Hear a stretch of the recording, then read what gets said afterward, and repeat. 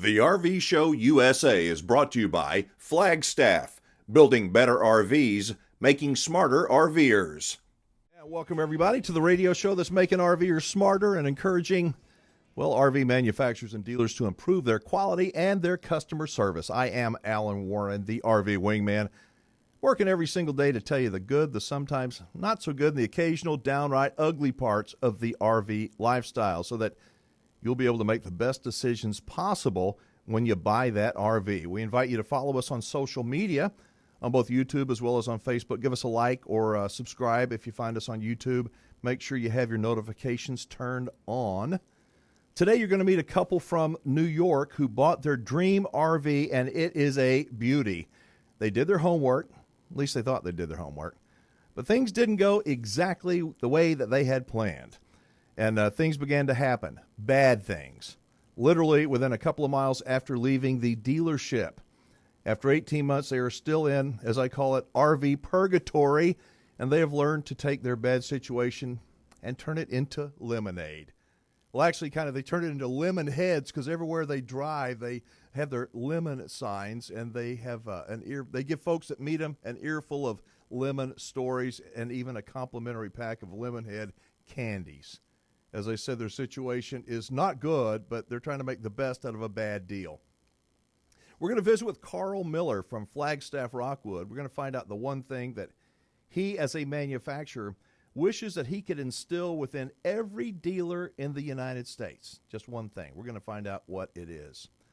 But first, a couple of things of a personal note. The first is a recent email I received from some soon-to-be full-time RVers. I'm going to read some of it. It says, "Hey, Wingman, we're a family of 5 with 3 young children, 3 and under. We want to buy an RV and travel around the U.S. beginning in April when our current lease ends in Denver, Colorado. We're totally new to this and have no idea what we are doing." He is writing for help. And I just want to tell you that this is a very common kind of email that I get. And if you are like the writer of this email, this is a very vulnerable time for you when you are in the buying process. Unless you are financially pretty well heeled, you probably cannot afford to make a big financial mistake. These people want to go full-time in April. That does not give them very much time to do their homework. So here's the way I responded. I said, the first thing that I would do is encourage you to get a book and read it with your wife. It should be mandatory reading, in my opinion, for all RVers. It's called Living the RV Life. It's by my friends Mark and Julie Bennett. Gave them the link. It's available Amazon, Barnes & Noble. They said, once you've read the book, I think you'll have more knowledge and clarity in making your decision. At that point, I'll be better able to help you connect with the right folks. And he responded. He said, "We finished the book a few days ago, Wingman. Wow, it was amazing and so helpful for us. We have really narrowed in on what we're looking for." Talks about they're looking for an older Class A, blah, blah, blah, diesel pusher. Anyway, he said that he had visited Camping World. He has found a third-party inspector to inspect a used RV because that's what he's looking for. I responded back to him. Just bear with me, folks, for a second. I responded back to him. I said, "I strongly suggest that you think about Camping World for a couple of reasons." I sent him some links to videos, interviews that I have done. And then I send him a link to PPL Motorhomes, which, of course, yes, they're our sponsor of the show. But, if he's looking for a used RV, no better place in the world to look than PPL Motorhomes. I just sent that to him. He got back with me, and he said he watched the video. Thank you for steering him clear from Camping World. He went to PPL website, already found an RV that basically meets all their requirements. So that's a pretty cool deal. But here's the deal. Here's my takeaway. If you are like the folks that I was talking about, if you're like the folks I'm talking about and you're totally new to RVing, do not paint yourself into a corner. Don't put a deadline of less than 6 months when you have to buy your RV. Please. For way too many people, a quick decision to buy any particular kind of an RV turns out to be the wrong decision. For most folks, an RV is one of the most expensive items that they will ever purchase their entire life. It should not be jumped into recklessly, as they say, or out of emotion, or just out of excitement. You should not allow a pushy salesperson to force you into making a quick decision. Do your homework. Listen to this show. Read living the RV life. Subscribe to rvtravel.com. That's the free newsletter you hear me talking about all the time. Why is all of this so important? Well, stick around for segment number 3, folks, and you're gonna see what can happen to you when you don't do your homework. Second thing I want to say is how much our listeners, our viewers, mean to me.